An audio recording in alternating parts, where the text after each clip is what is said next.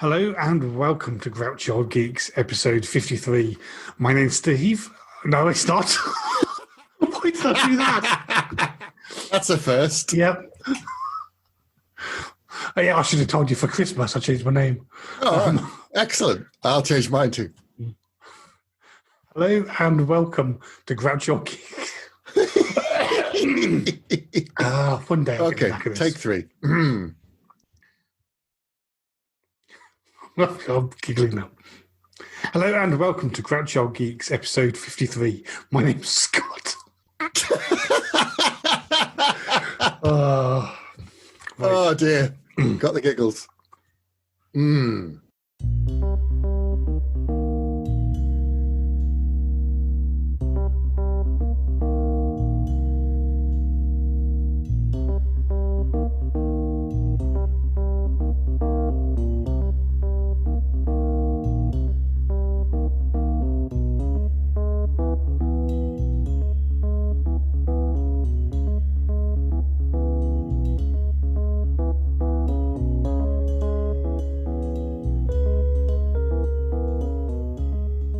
Hello and welcome to Grouchy Old Geeks, episode 53. My name's Scott and joining me, as always, it's Steve. How's it going?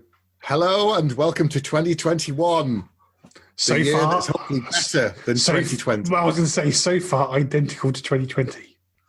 Yeah, this is what's worrying. Everyone said, it'll be much better this year. Well, so far, no. Yeah. It's only a matter of time. Yeah, but the good things on the horizon. So we're going to try and be positive this episode and talk about good things. So on the subject of good things on the horizon, what news have you got?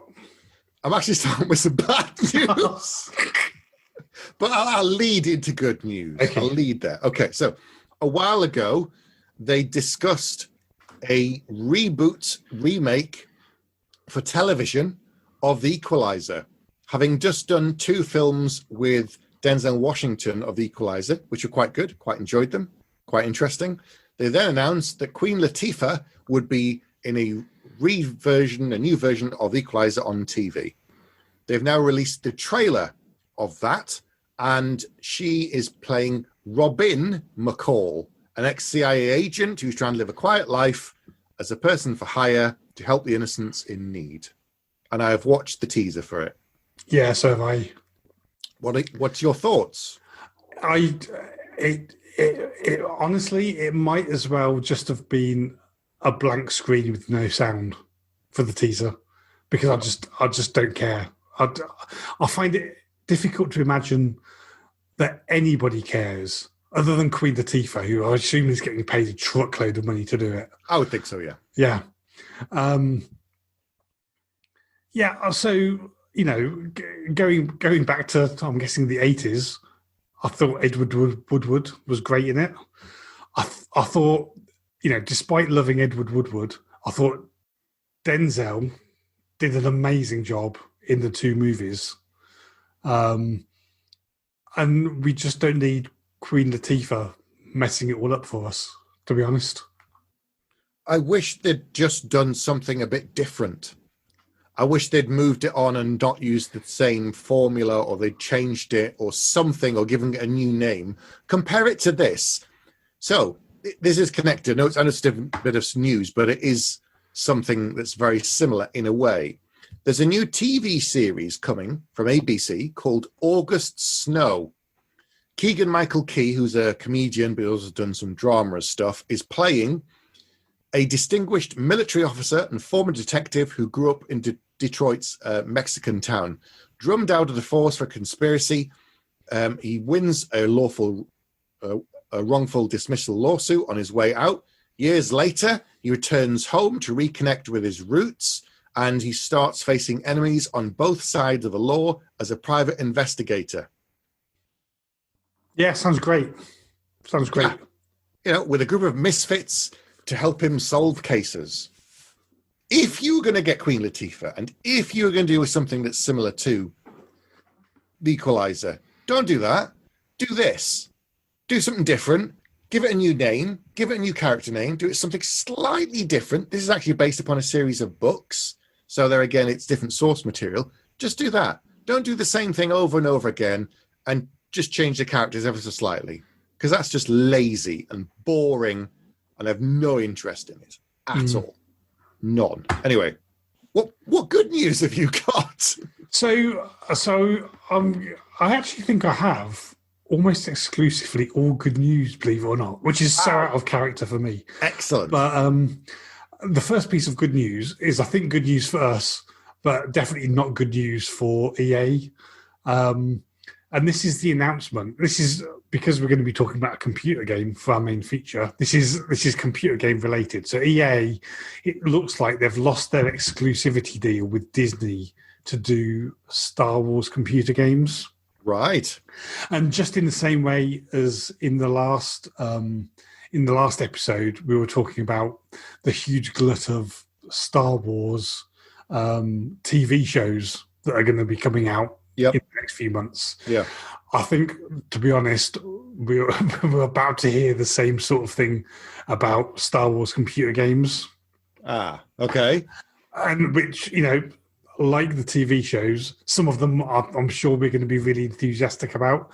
Some of them we're just not going to be able to care less about. But actually, the fact that a bunch are coming out means that hopefully at least some of them will be good.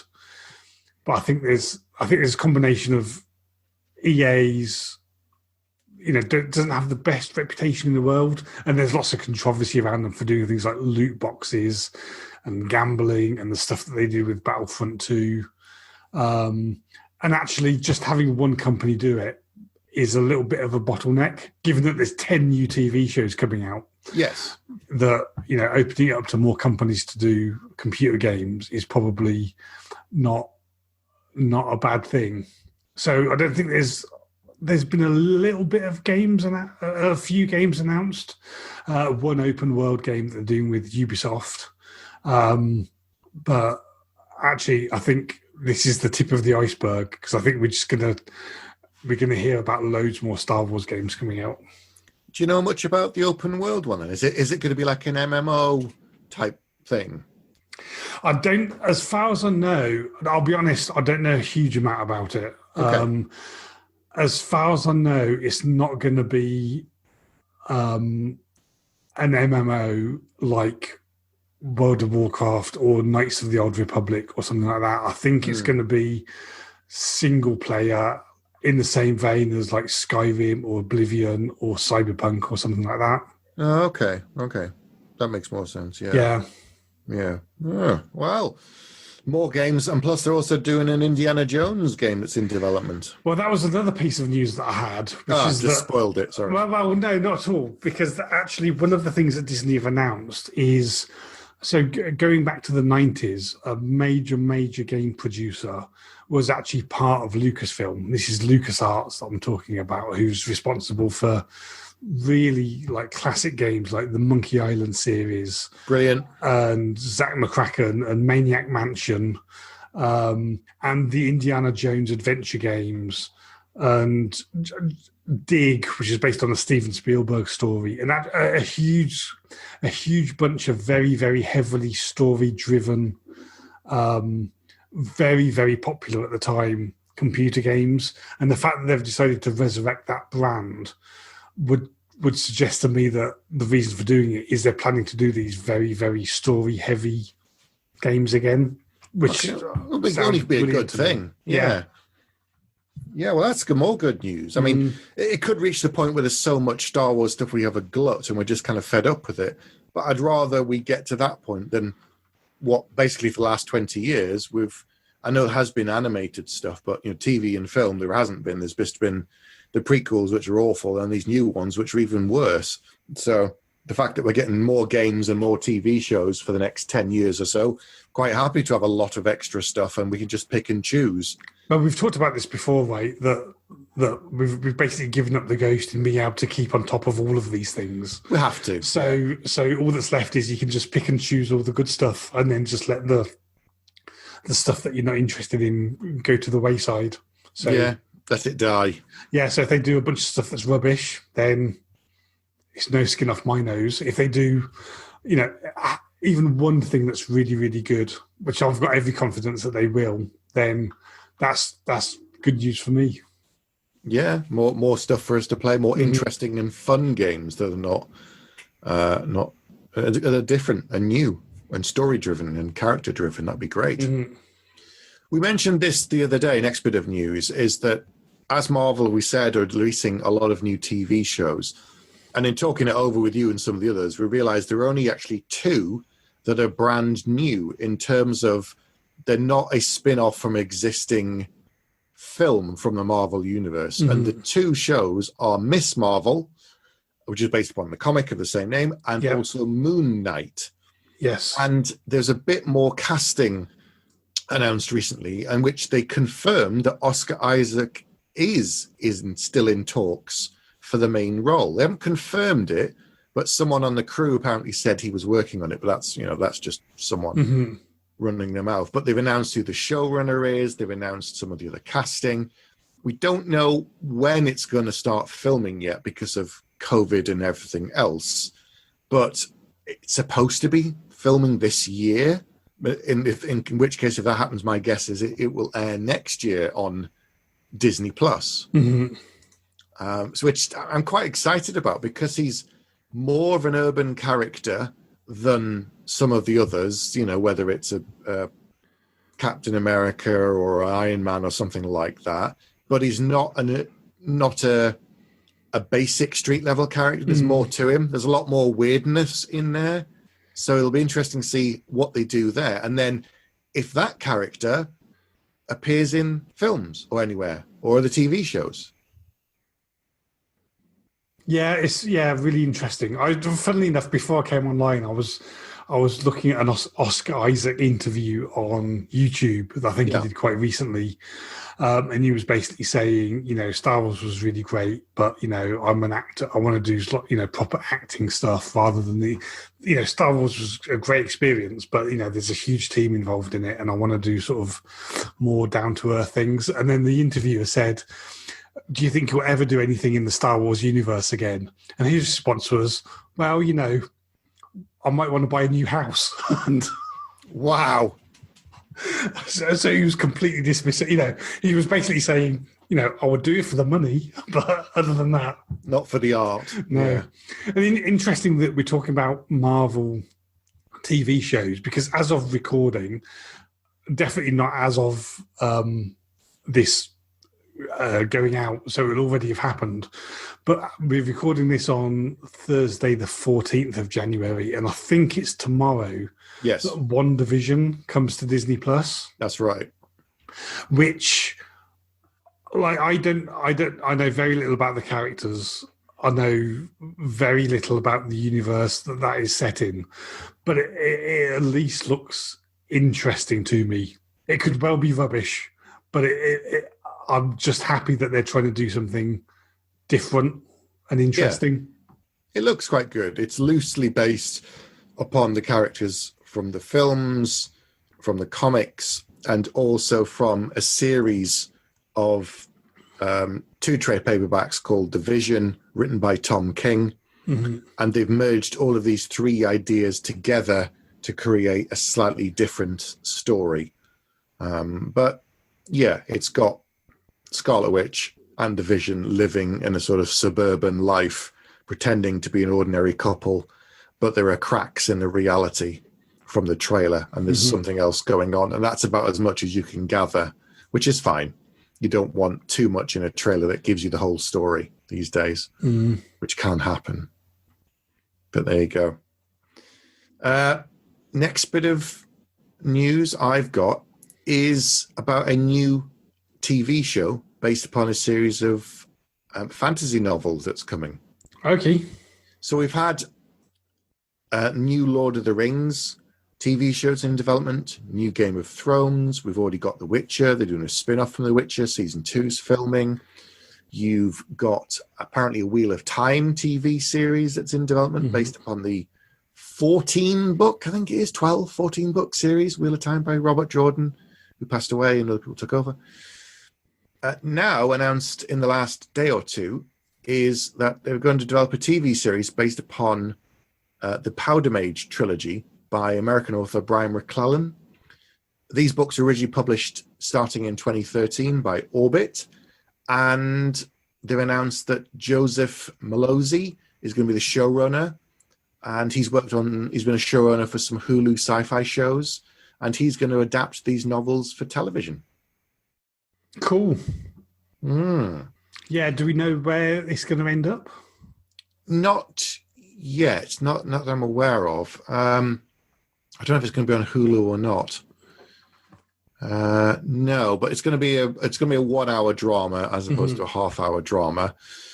And the easiest way to describe the world that it's set in is if you imagine the world of, let's see, do you ever read any of the Sharp novels with Sean Bean, or you've seen the TV show? Oh, I've seen the TV show, yeah. The kind of muskets and yeah, gunpowder, but they're not machine guns or anything like that. That kind of era. It's probably similar to that. So it's kind of 18th century technology with political and social revolution. But the magical element is there are some people who, if they snort gunpowder, it gives them certain abilities. So they can kind of fire a bullet around a corner, or they can move really fast, and they're just certain small, not huge magic. It's kind of a little bit low-level magic in a way. So it's quite gritty and still quite street level. But I think it's going to focus more on the fact that it's about cultural and social revolution and warring parties and a very kind of, as I say, a Sharp type feel from the novel kind of thing, but with some fantasy in there. So, yeah, it's not going to be anywhere near as overt as a Game of Thrones type TV show. It sounds really cool because, we're sort of tied into this idea of fantasy means swords and bows and arrows at best. Yeah. Whereas actually having it, I don't even want to say it's mixing genres, but having it set in a different era where magic exists is something potentially really interesting. And although we've got, we're spoiled for Star Wars TV shows coming out and Marvel superheroes TV shows and things like that. Actually, one of the only I'm definitely not on top of my fantasy knowledge, but the only really significant fantasy show that I can think of coming out recently is The Witcher, which I thought was fantastic. Yeah. And so there's definitely space for doing another really cool fantasy show. Yeah, the easiest way they described it is flintlock fantasy, which I think is quite a good summary of it. It's there are other books that are similar to that kind of subgenre of fantasy, if you like. So there are some, but so it's a fairly recent series if you think about it. So you did the first trilogy, and then you did a second trilogy set in the same world. So there is plenty of material for them to adapt. But it's one of these things of how many seasons would it take to do per book? I don't know yet. Depends upon how much of the story, if it's an adaptation and so on. But yeah, so that was only announced today or the last couple of days. So it could be a good maybe 2 years before it comes to TV, perhaps, with everything that's going on at the moment. But yeah, so the author said he was excited to see what happens. And I guess we'll keep an eye on it in the long term and see where it is next year or the year after.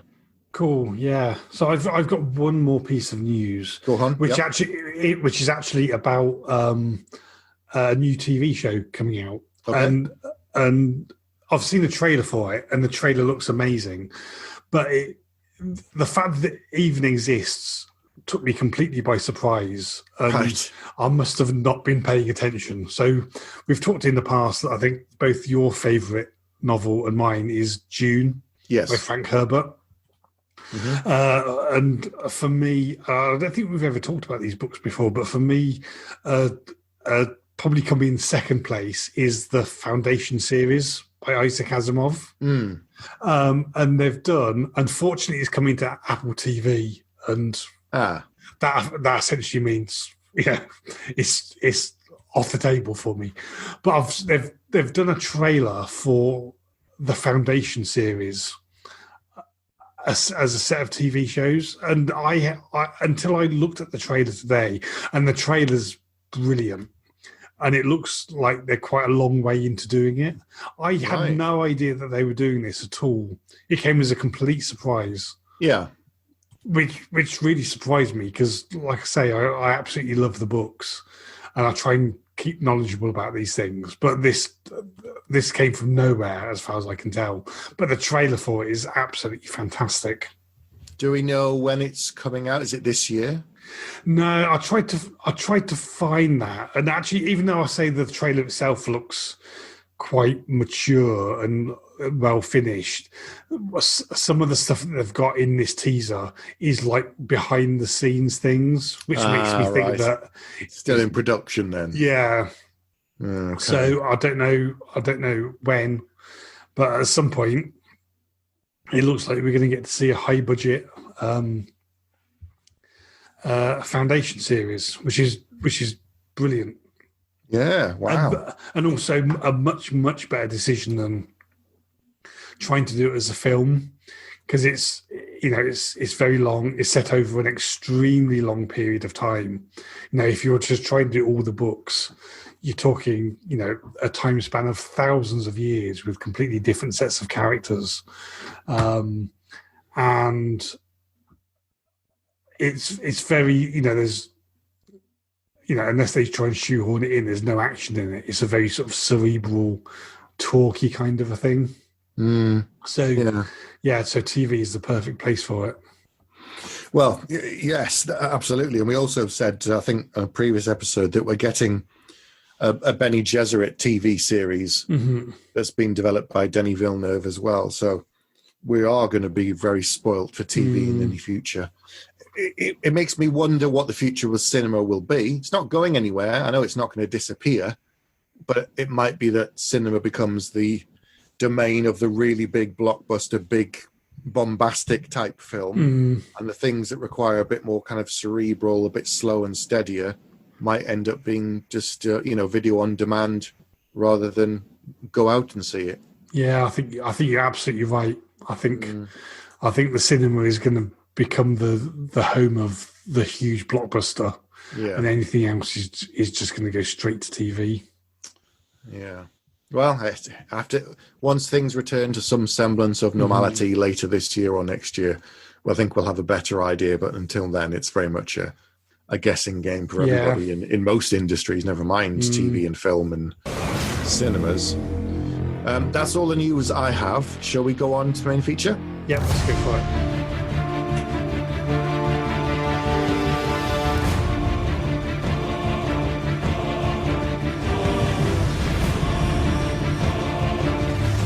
Face extinction. A rogue soldier leads an unstoppable force across the galaxy, and only you stand in his way.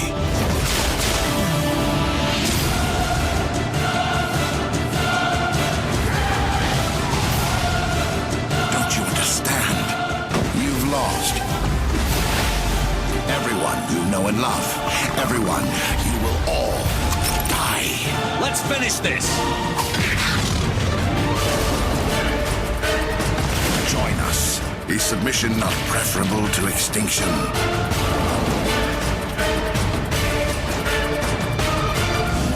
We just spotted a troop ship, and it's bleeding gas all over the bomb site. Can you hold them off? There's too many! I don't think we can hold them! I'm activating the nuke! I'm sorry, Ash. I had to make a choice. I understand.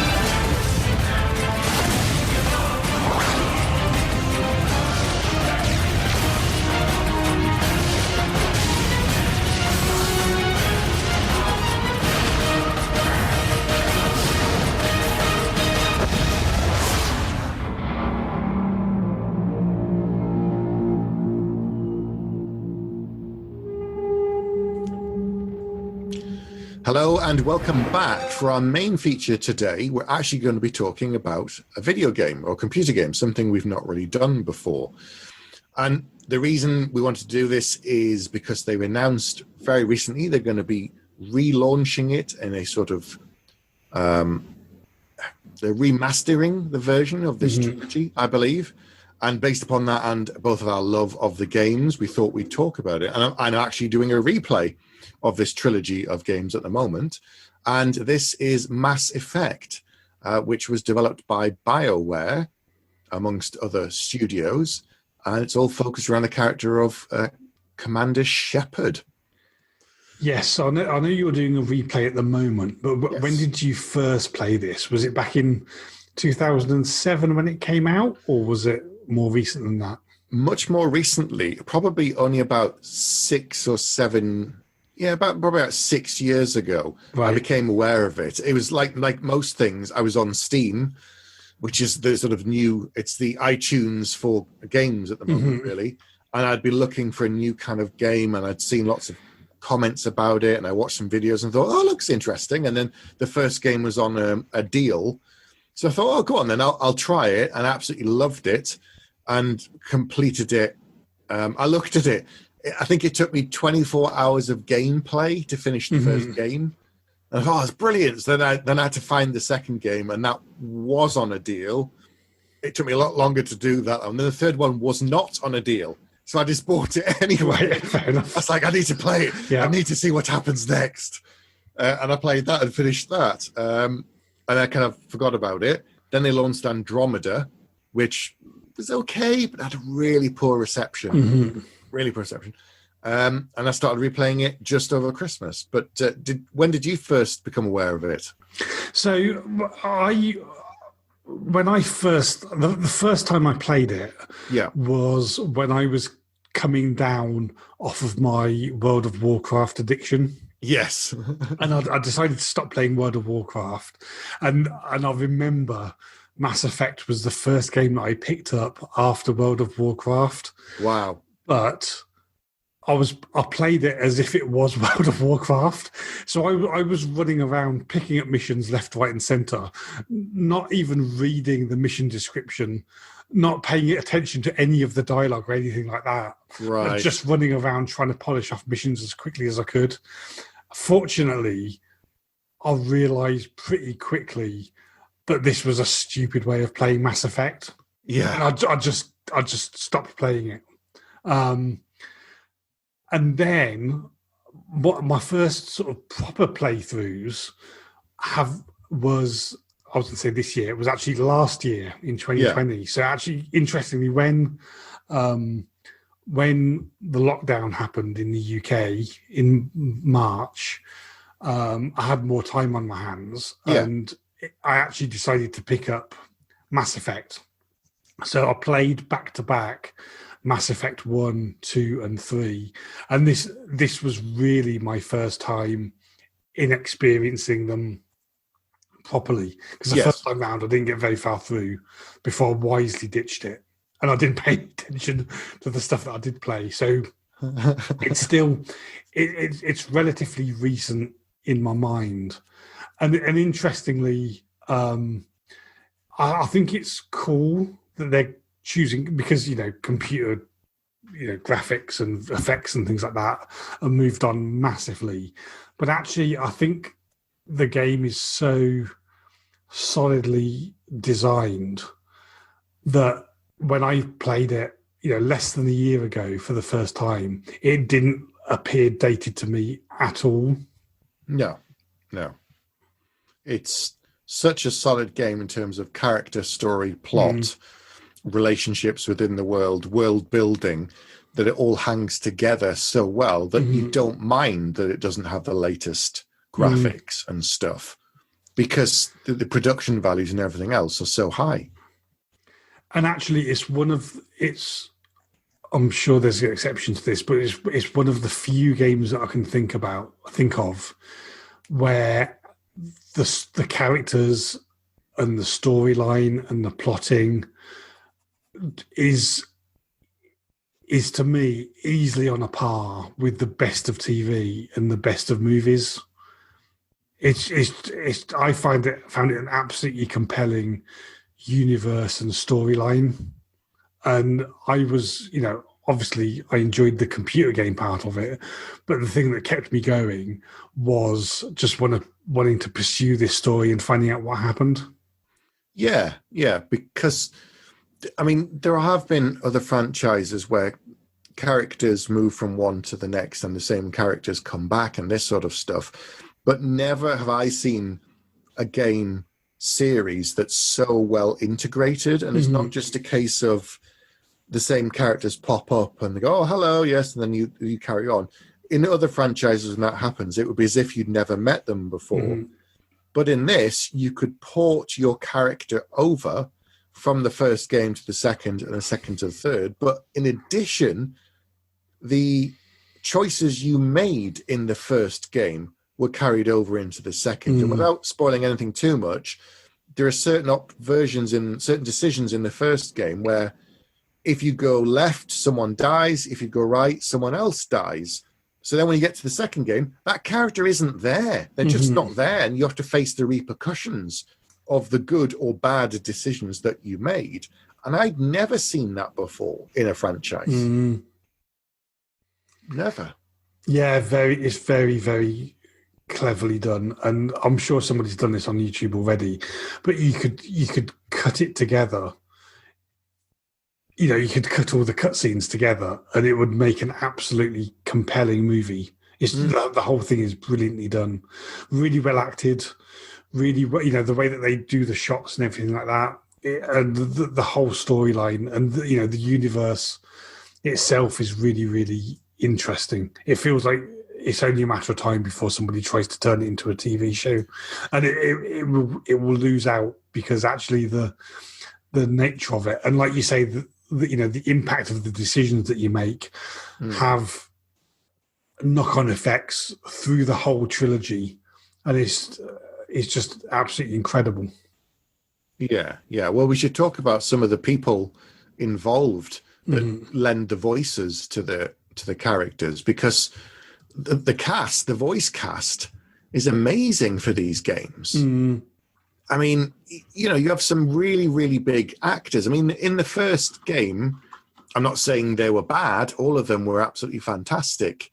But when you got to the second game, you had Martin Sheen. You had Trisha Helfer. You had Michael Hogan from Battlestar Galactica. Yeah. You had, actually, Lance Henriksen was in the first game, I think, lending his voice to other people. And this is after the likes of, you know, Halo and Master Chief and that sort of stuff. But, you know, it wasn't just one or two. You had a big cast of well-known normal TV and film actors, which lent weight to their characters. Yvonne Strahovski, of course, from Dexter and Chuck and stuff. She's in Mass Effect 2. And they weren't hamming it up. They weren't over the top. The dialogue isn't cheesy. You know, it's a little clunky in some places, fine, you could argue that, but equally, they're just treating it like any other acting role, and it feels genuine, and it feels like well-rounded characters that they're portraying. Yeah, absolutely. And a couple of... So I had to look up who the voice actors were because it wasn't all that obvious. Apart from... the pilot of the Normandy is played by Seth Green, and he's, you know, instantly recognize his voice. You know, I would never not notice it was Seth Green. No. And also, I think it's in Mass Effect 2. Marina Sirtis appears in it. It's the first one. She plays an Asari matriarch. That's right, yeah. And again, her voice, as soon as the character opened their mouth, I realised it was Marina Sirtis. It's so distinct. Yeah. But other than that, you're absolutely right. I wouldn't have known without looking them up. But the cast is absolutely stellar. Keith David is in all three, I think. Yes, as Captain Anderson. Yeah. Yeah. And you know, I'm looking through his IMDb at the moment, and you know he's been in hundreds of things, everything. And he's an instantly recognisable face. And as soon as I realised it was him, he's a very recognisable voice as well. Yeah. I mean, it's just so good. I mean, I didn't know the actor who played the main character of Shepard, male or female. I didn't know them, but they're very well regarded and very well known in terms of doing a lot of voiceover work and other acting too. It's not just, they've done a lot of games, sure, but they've also done a lot of normal acting too. But I'm not familiar with either. Jennifer Hale is the female version of Shepard. I'm just trying to find the male version. But yeah, Lance Henriksen as Admiral Hackett and things like that. It's fantastic. Absolutely fantastic. So what about tell us a little bit about the story. So I'm trying to not spoil it too much. The first game begins with Commander Shepard in charge of a ship and a crew of people with some aliens on there, and a new threat begins to creep in around the edges that's starting to affect all of the races in this sort of union that they'll work together, or try to at least. But humans are relatively new to space, but they're also seen as threatening. It reminds me of Babylon 5 in a way, in that they caught up late to everybody else, but humans are seen as unpredictable, partly because maybe they're shorter lived than some of the other races. They're a bit aggressive, and some of them don't like that because of them. They think they deserve their place in the galaxy amongst, and they're equal to the other races, but some of them don't because they've been there for a long time. But there's this threat called the Reapers, which is a sentient, non-organic life form that starts to appear and threaten all organic life in the universe, which is, I think that spans all three games, really. I know it definitely spans the first two. Yeah, that's a key theme through all three games. Yeah. And Shepard is sent to investigate this threat, identify it, work out what it is, and a way to stop it. But at the same time, he's having to navigate the political problems of working with these other races, of working with his crew, some of them who he gets on with, some of who he does not. And I like that too. It wasn't that everyone's all a happy family and they all just have a great time together. It's the fact that he has to navigate complicated relationships with different races and different people on his ship. Yes, and for some of the big decisions, there's no optimal path through. It's like you've got a decision, an example, and like I really don't want to spoil this for people, so I'm going to be careful with what I say. But at several points, there's a decision that you have to make, and the decision is either, do you save this person or do you save this person? And it's like there's no way of saving both of them. There's no optimal way through. It's just a choice of very difficult moral decisions, and I really like that about it. Yeah, we should say that even though the game is on rails to some degree, at very regularly throughout the game, when you're talking to other characters, you have multiple choice options on how you can respond, and depending on how you respond, that affects the character's development through the game. It's almost like you lean more towards the light side or the dark side, and you then have different dialogue options open accordingly, but you don't have to go completely one way or the other. You can have dabble in both. And as Scott said, a character may die if you go one way, but you can't save both. And there isn't a right answer in these things. There's only what you feel is right. And other characters, depending upon their alliances and allegiances, respond accordingly. If you're more aggressive, there are other characters that respond well to that and will follow you and maybe even be more attached to you, more loyal. But then there are some that are not that inclined and will say, no, I don't agree with that. And they won't perform as well if you take them on a mission, because you have multiple people on your crew. And when you go down to a planet to do missions, you can pick who goes with you. And they've got different abilities. And there again, if they're not willing to work with you, they're not going to fight as hard for you and so on. So it sounds complicated, but it's not. But it's all about choice. The whole game's all about how you play the character, how you play the person, how you interact with other people, and then how those races interact with the kind of larger universe. So what about the locations? So again, we've talked about how strong the characters are, but actually one of the things that I love about this is how great the locations themselves are. So the main one, which is the ship that you fly around the universe in, is the Normandy, which is an amazing piece of design. But the location that really stands out to me is kind of the hub where all of these alien races sort of meet and talk politics and things like that, which is the Citadel, which again I think is an amazing location and would sit perfectly well in the best movie and TV sci-fi out there. It's very much the kind of like Babylon 5 space station, where all of the races that are involved have an alliance there. There's a council that's made up from each representative from each of the races. Humans aren't on the council, but they are a member of the alliance, and we're sort of the ugly stepchild that they have to acknowledge and get along with whilst they're also fighting for their place. So that's really good. And there's a lot to explore. I mean, you go down to different planets throughout the whole game, and I like the variety. You can go out and do different missions, and there's different habitats, whether it's, water worlds or forest worlds or desert worlds. And I like the fact that there's that variety. It's never just the same thing. Every time you land, you go, oh, yeah, I know what we're doing, because they've just created a limited palette in terms of the game design. So that was brilliant.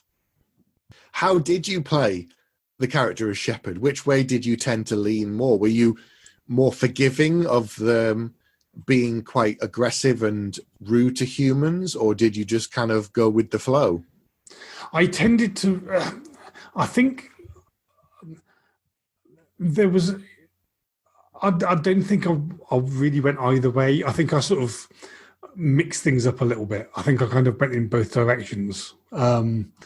Just because in some cases I felt like being, I felt like the person was being a bit mean. And then I sort of did not the nasty, the sort of shouty version.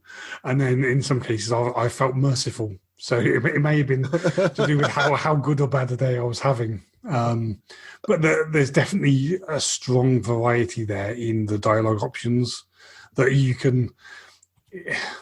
It's not really like being an actor, but you can sort of play the character how you like a little bit. Yeah, definitely. Yeah. And you've got the good sense of continuing the same save from game 1 to game 2. Whereas even though I knew it was possible, for some reason I didn't do that. So I started with a completely fresh character in Mass Effect 2, and then a completely fresh one in Mass Effect 3. But it affects all your relationships. I know. It's set up. I really regret doing it. It was a silly thing to do. It makes it, as you say, like one massive TV series or a trilogy of films that you've actually played through, and you then get to decide, the fate of characters that you've spent all of this time with. Because when you watch it film, it's 2-3 hours of your life. You get to know the characters and stuff happens, and that's it. TV show, it's much longer. With a game, you're playing it for dozens of hours that you spend so much time with these characters. You feel like you know them really well. So it was very satisfying to be able to carry it over. And there's lots of little touches. This isn't a spoiler at all because it's part of the game. So you can romance certain characters in the game and build relationships with them. And when you start playing Mass Effect 2, you go into your captain's ship, you go into the quarters, and on the desk, there's a photo frame. And depending on who you've been romancing in the game, their picture is then on the desk. Wow. Like little touches like that carry through, depending on what you did in the first game. It's so good. It's so clever. There's little touches like that. And then when you go and speak to them, if you've romanced them in the first game, you meet up with them in the second game, then of course they remember and respond in a very positive fashion. Whereas if, you've just been aggressive the whole time, they'll treat you accordingly. So it's touches like that made it such an appealing series of games for me. So let me ask you a question that's going to be very difficult to answer without spoiling. So this is slightly unfair. But even as somebody that has never played through the trilogy before, I was aware that the gossip is that the end of Mass Effect 3 is famously bad. Whereas actually, it might have been because I was expecting it to be bad, but I didn't get that at all. I actually found the ending quite satisfying. Yes. But how did you, you're the first person I've ever spoken to about this, but how did you find it? Because I was really expecting to hate it because it's so famous as having a bad ending that I just didn't get that from it at all. I heard the same controversy too, that people were very split about it. So I went in a bit apprehensive. And yet, like you, when I got to the end, I thought, well, that was all right. I quite liked that. Why is everyone having such a huge hissy fit about it? And there was more vitriol about Mass Effect Andromeda, which was a continuation of games within the world, but it's not the same character. There was more problems with that than I saw in Mass Effect 3. And yet, equally, when I played that, I thought, well, it was all right. It wasn't as good as the others because it didn't have the same weight. But I just didn't understand why everybody was so upset about it. I just didn't get it at all. Yeah, that's interesting. I'm exactly the same. It was, you can't take yourself out of the context that you experience the ending, right? Because I kind of think that if I just played it without knowing anything about the games, I would have found the end absolutely fine. But it could be just because I was so primed to expect to hate the ending. The fact that I found it fine made me think that it could have been because I was expecting it to be so bad. Yeah. And actually it wasn't at all. But I found the end perfectly satisfying and actually logical and consistent with the whole of the rest of the series. Yeah, I think so. I don't see what the fuss was at all. No, it worked. It worked. It made sense to me.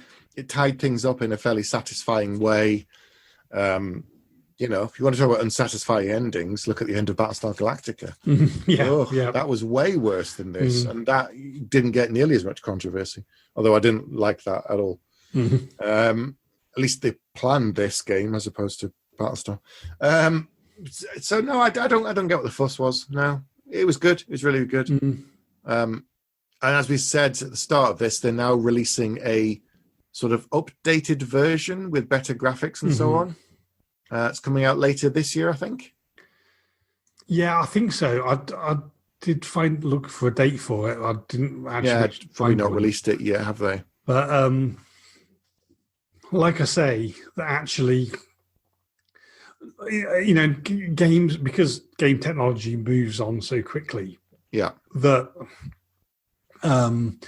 generally, I would think that remastering and updating a game could be really, really good for it.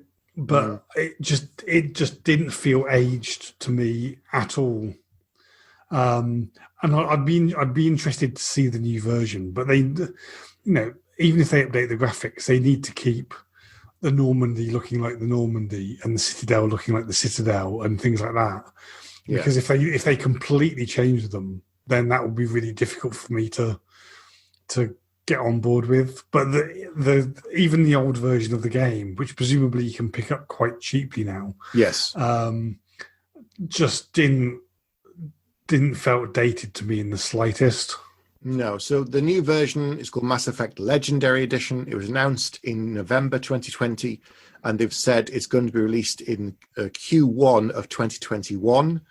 They're updating textures, models, effects, and so on of the three games. But from what I can tell, they're not changing any of the actual structure of the game. It's just, making it suitable for Xbox One, PlayStation 4, PC, and the next gen of those various consoles too. It's just an updated version of all of the other ones, which is fine, and they're probably going to do some new downloadable content, I would think, as well. Some new extras probably for those who want to do it or those who've missed it. But I'd be curious for anyone who's listening to, let us know of any other action role-play games like this one that they've played, or a series that are as good for, PC or console or something like that, because things are available on most platforms now. And I'm not looking for something at the moment, but in the future, I might be looking for something new that's as good as this, if not better, if possible, if at all possible. So I'd be curious for people to let us know what they've really enjoyed and what's been as complicated and kind of layered as this, with the payoffs in terms of character development and relationships and continuation and stuff. Yeah, this is exactly my sort of game, like a sci-fi role-playing game. So I would love to hear about anything that could even come close to this. Yeah, it's really good. So, get in touch with us, email us, come on to the Facebook group, post there. If you want to, let us know. Just, let us know about what you've been playing and something as good as, like you, I love role-playing games like this because it's action with consequences and missions and stuff, but it's not just, I've played things like Half-Life and, that's good, but it's nowhere to this level. No. This is a lot more free reign. You can go off and do side missions and this sort of stuff, and it's not nearly as limited as Half-Life or those kind of things. Yeah, I agree completely. So it's now I guess we see if anybody's going. This series of games has been optioned once and it never developed into films. It's now a case of will a remastered version and the love of good sci-fi on TV, whether it's The Expanse or something else. I wonder if we'll then get a new version of this perhaps coming to TV. I would think TV rather than film because there's too much content to cram into a film. Yeah, definitely. Yeah, I couldn't imagine it. They would have to reduce it to such a ridiculous degree to turn it into a film that it would just lose lots of the appeal, I think. Definitely, yeah. So, have you played the Mass Effect games? If so, get in touch with us and let us know what you think of them and if you enjoyed them as much as we did, because it's, we could talk about them in the same way and for hours as we have like TV shows because there's so much in there, but it's difficult without spoiling certain decisions and certain options that you can make in the film, in the games. So let us know. As we said, get in touch with us, email, Facebook group. Don't forget, leave us an iTunes review on Geek Syndicate website under there as well. I guess that'll be it for this month. We'll be back next month in February with a new episode. But in the meantime, it's good night from me. And it's good night from him. Good night. Good night.